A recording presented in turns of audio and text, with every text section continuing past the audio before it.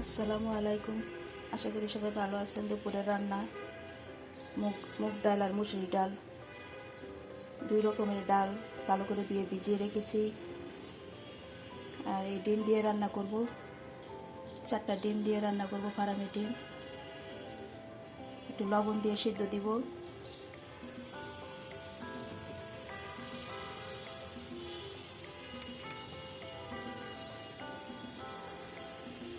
লবণ দিলে ডিম সিদ্ধ করার সময় ফাটে না, একটু লবণ দিয়ে সিদ্ধ করলে ভালো হয়।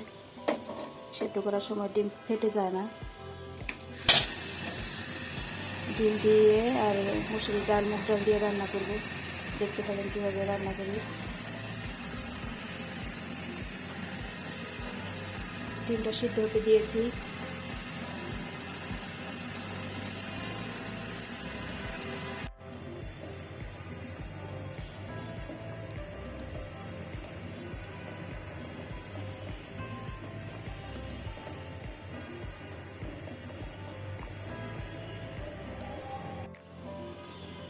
এখানে ডিম রান্না করার জন্য মশলাগুলো রেডি করেছি।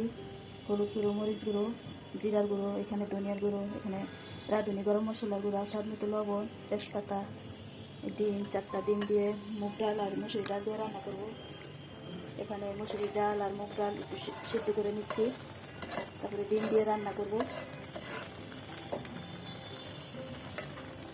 এখানে তেল দিয়ে দিব, সয়াবিন তেল দিয়ে দিলাম।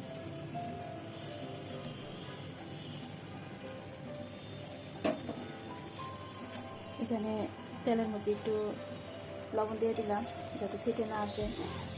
ডিমগুলো একটু ভেজে নিব, একটু হলুদ মাখিয়ে নিব।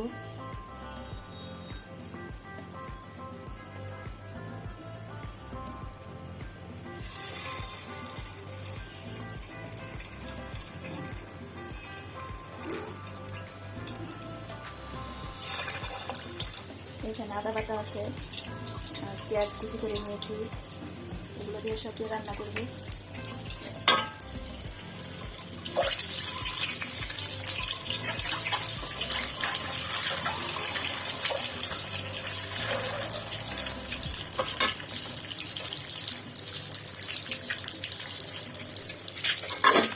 ডিমগুলো একে করে উঠিয়ে নিব আমি।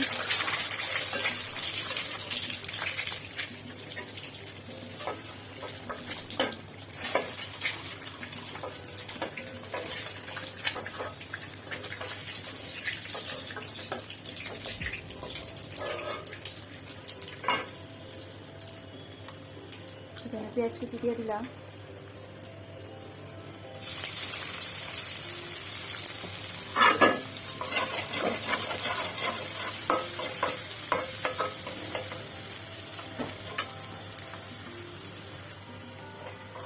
পেঁয়াজগুলো ভাজা হয়ে গিয়েছে, এখন আমি মশলাগুলো সব দিয়ে দিব।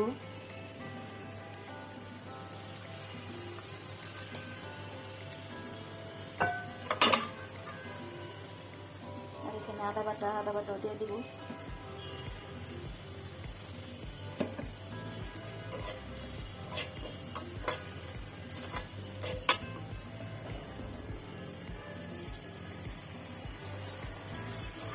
এখানে আমি আদা বাটা দিয়েছি, একটু পানি দিয়েছি, মশলা দিয়ে কষিয়ে নেব।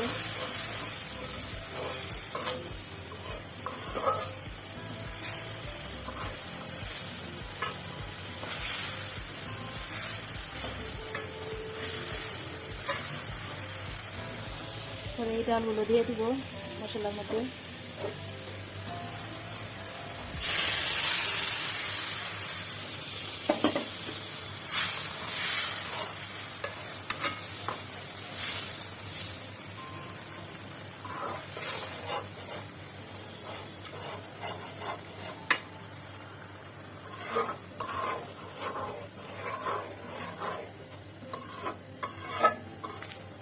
সহজভাবে ডিম ডাল রান্না, আজকে দুপুরে ডিম ডাল দিয়ে ভাত খাবো।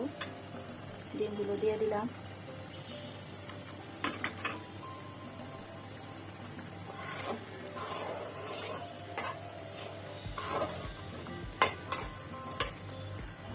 ডিম ডাল রান্না হয়ে গিয়েছে, এটা ধনিয়া পাতা দিয়ে দিলাম।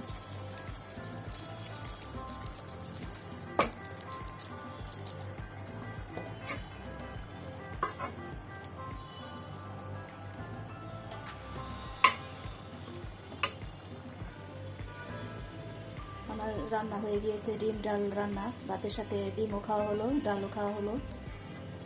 রান্নাটা কীরকম হয়েছে সবাই কমেন্ট করে জানাবেন। সবাই আপনারা নিরাপদে থাকবেন, ভালো থাকবেন, সুস্থ থাকবেন। আসসালামু আলাইকুম।